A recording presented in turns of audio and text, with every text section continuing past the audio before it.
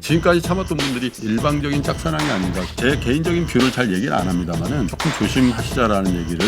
Round 1, fight. 박종원의 경제한방입니다. 미국 증시가 굉장히 숨가쁘게 돌아가는 모습을 보이면서 이게 변화의 조짐이다, 뭐 조정 흐름이다, 이렇게 여러 가지 다양한 해석들이 나오고 있거든요. 네. 자, 어떻게 맥을 잡는 게 좋은지 3프로TV 김프로 김동환 소장님 모시고 오늘 말씀을 들어보겠습니다.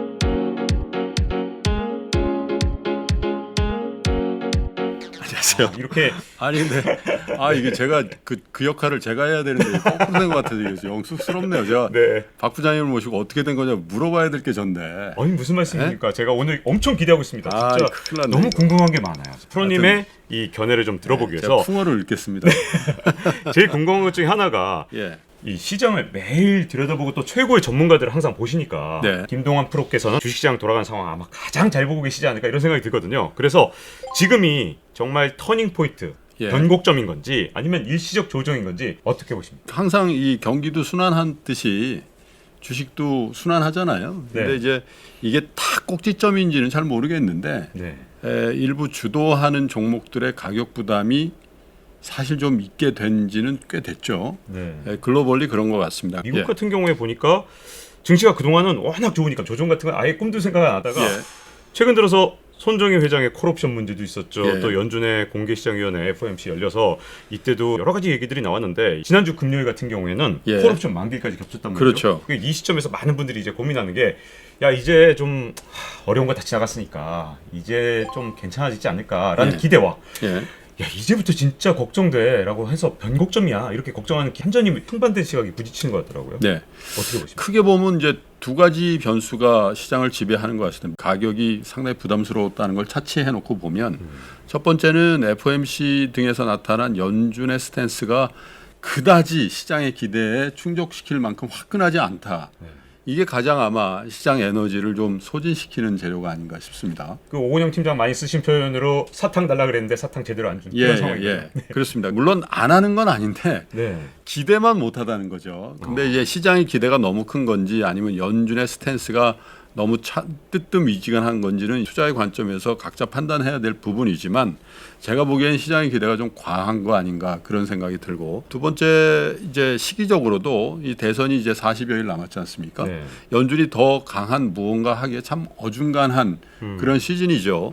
그래서 연준이 내놓는 그 신호는 야 우리는 당분간 할 걸 다 했지 않냐. 그러니까 네. 정부가 빨리 여야 합의를 해서 빨리 재정을 써라라고 하고 있는데 네. 대선이 계속해서 다가오면서 여야 간에 극적인 합의를 하기가 좀 애매한 통화정책과 재정정책의 중간지대에서 불확실성이 확대되는 그런 시기라는 게 시장의 방향성을 잡기가 좀 어렵게 만든 것 같고 그리고 역대 대선 국면에서 지금처럼 혼전 양상이라든지 박빙 승부로 갈 경우에 장이 대선 앞두고 한 두 달 동안 랠리를 했던 경우는 별로 없습니다. 그런 대선이 주는 불확실성 거기다가 이번에는 또 코로나19 때문에 불복의 가능성 같은 것들도 점쳐지고 있거든요. 불복 갖고 걱정하는 분들이 정말 많더라고요. 굉장히 많죠. 왜 저도 그걸 걱정합니다. 만약에 트럼프가 지는 걸로 결론이 나왔을 경우에 네.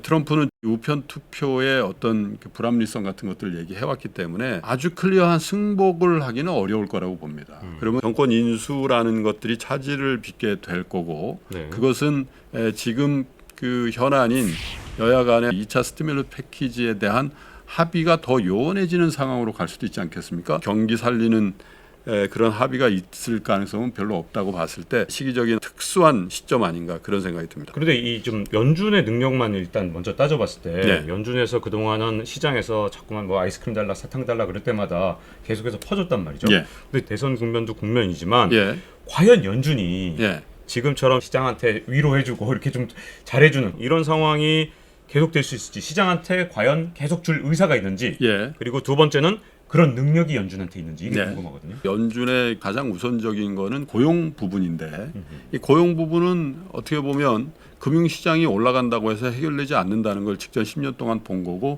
제롬 파월 의장은 역대 어떤 연준 의장보다 그 부분에 대해서 주의 주목을 하고 있다라는 말이죠. 그래서 네. 버블에 대한 인식 같은 것들도 굉장히 많이 있는 상황에서 연준이 주가가 조금 조정받았다고 해서 거기에 대놓고 시장에 굉장히 강한 부양적인 어떤 조치를 한다는 것은 시장에서 갖는 일방적인 짝사랑이 아닌가 그런 생각이 들어요. 그래서 연준이 금융시장을 견인하는 것은 금융의 컨디션이 나빠져서 고용이 더 안 좋아지는 상황을 막고자 함이 가장 최우선의 정책 과제라고 봤을 때 지금이 과연 그런 시기인가에 대한 판단은 좀 유보하고 싶거든요. 물론 시장 상황에 따라서 연준이 아주 미세한 어떤 양적 완화의 확대라든지 이런 것들에 대해서 대응할 여지는 지난번에 FOMC에서도 그런 얘기를 했지 않습니까? 충분한 실탄을 갖고 있고 준비가 돼 있다는 얘기를 했으나 지금 수순으로만 놓고 보면 통화 정책보다는 재정이 해야 될 일이라는 그런 상황 인식이 훨씬 더 강한 것으로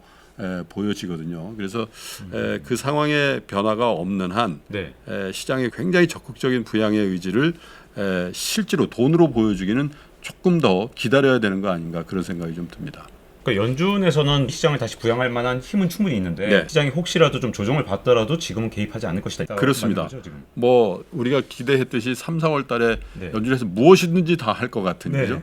무제한 양적 완화의 질적 완화까지 정말 배수진을 할 것 같은 그런 분위기에서는 네. 조금 벗어나 있는 상황 아닌가 그런 생각이 좀 듭니다. 그동안에 나스닥 시장이 많이 오르니까 나만 여기 참여를 못했네. 그래서 FOMO, Fear of Missing Out. 나만 네. 빠졌네. 그렇습니다. 이런 두려움 굉장히 많으시잖아요. 예.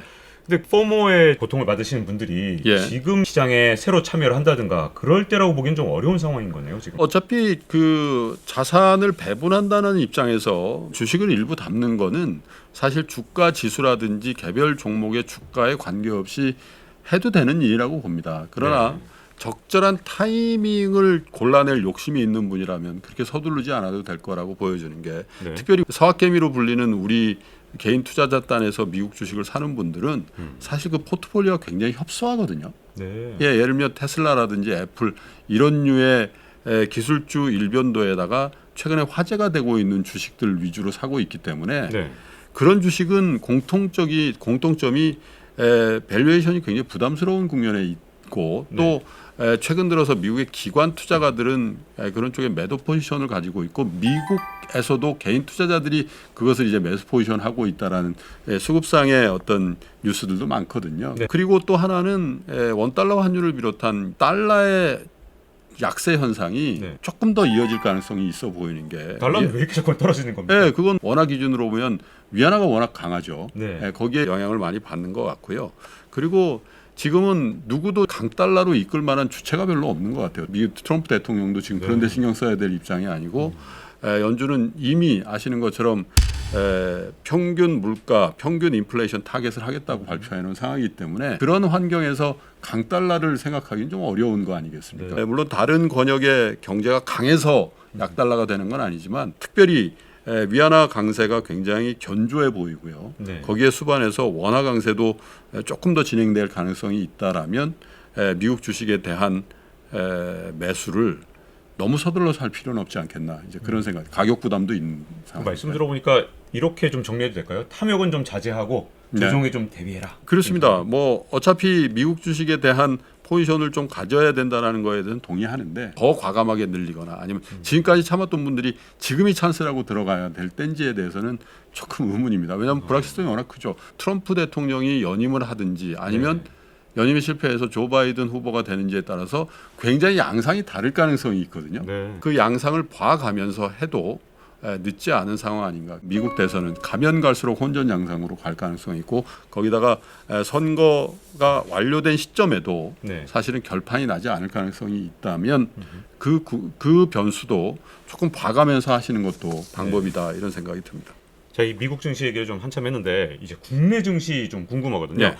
자, 이 코로나 좀 터지고 이 초반에 충격을 받았지만 동학개미로 대표되는 개인 투자자들 이번에는 네. 저점에서 사서 예. 지금까지 굉장히 잘해 오셨는데 한편으로 걱정되는 게 최근에 사신 분들 중에서는 또 빚을 내서 사신 분들 맞습니다. 많은가 봐요. 왜냐하면 예. 요즘 통계들 보면 좀 빚을 많이 내셨다라는 느낌이 드는 여러 가지 통계들이 나오는데 우리나라 이 증시 상황은 어떻게 봐야 될까요? 저는 그 한 2주 정도부터 저희 방송을 통해서 조금 조심하시자라는 얘기를 제 개인적인 뷰를 잘 얘기를 안 합니다만은 지난주 초에 신문 보도에 이런 헤드라인이 한번 잡힌 적이 있어요. 네.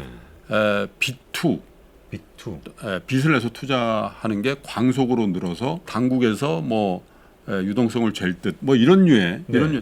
근데 이게 제가 이제 뭐 여기저기 전화를 걸어보고 확인해 보니까 이게 주식시장을 타켓으로 한 어떤 정부의 스탠스는 아니라고 해요. 네. 부동산 쪽으로도 계속 돈이 더 들어가고 있다라는 거. 그리고 아시는 것처럼 은행권을 비롯한 신용대출이 급격하게 늘고 있는 것들도 정부 당국에서는 굉장히 좀 고민거리인데 네.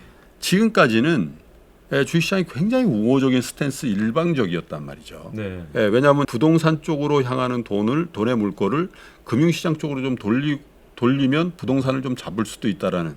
그리고 주식이 올라서 사람들이 싫어할 리는 없잖아요. 네. 그리고 그렇죠. 워낙에 박스피해 오명도 있는데다가 네. 그래서 정부의 입장에서는 일거양득인 그런 상황이었는데 그런데 지금 이렇게 놓고 보니까 일부 공모주 청약에 몰리는 그 자금들 특정한 종목을 말씀드리긴 그렇습니다만 어떤 제약주 같은 경우에 시총이 10조 넘어가고 막 이런 상황인데 그 신약이라는 게 개발되지도 않았고 가격이 왜곡되어져 나오는 어떤 그런 현상들이 계속 언론에 보도된단 말이죠. 제가 뭐 이 펀더멘탈을 읽는다든지 뭐 이렇게 개별 종목의 입장에서 보는 게 아니라 오랫동안 이제 이런 프로를 진행하면서 금융시장 전반적인 분위기, 정책하는 사람들의 분위기라든지 입장 이런 것들이 너무 일방적으로 주식시장의 우호적인 상황을 만들기에는 조금 불안한 현상들이 벌어지고 있는 거죠. 네. 신용의 과다라든지 또 개인들이 막 대출을 받아서 주식한다든지 그래서 네.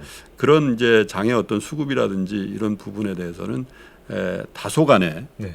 조금 조정을 받아도 별로 이상하지 않은 그런 국면이 온 거고 또 하나 이제 코스닥은 원래 10월까지만 투자한다는 얘기를 하거든요. 과세 문제 때문에 네, 팔았다 다시 산다는데 네. 올해는 개별 종목이 급등을 한 상황이기 때문에 네. 거기다가 개인의 어떤 증시 참여가 엄청 낮단 말이죠. 오. 그러면 이게 과세가 3억으로 더 훨씬 10억에서 3억으로 줄어드는 거기 때문에 네. 야 이거 잘못하다가 세금 꼭 내게 생겼네. 그리고 네. 세금을 내지 않아도 된 3억 미만을 갖고 있는 분들 입장에서도 그렇지 않은 사람들도 있을 수 있겠다. 이런 판단을 하면 일단 차익 실현을 한 다음에 네. 다시 사고 싶은 욕구가 생기지 않겠습니까? 그런 시즌으로 점점 들어간다라는 측면에서도 수급상에도 그렇게 시장의 우호적인 상황은 아니라고 보여집니다. 그동안 굉장히 궁금했던 김종환 소장님의 해안이 담긴 예. 시장을 보는 눈 오늘 들어서요. 그래요? 시장을 감사드립니다. 예, 고맙습니다. Round one, fight.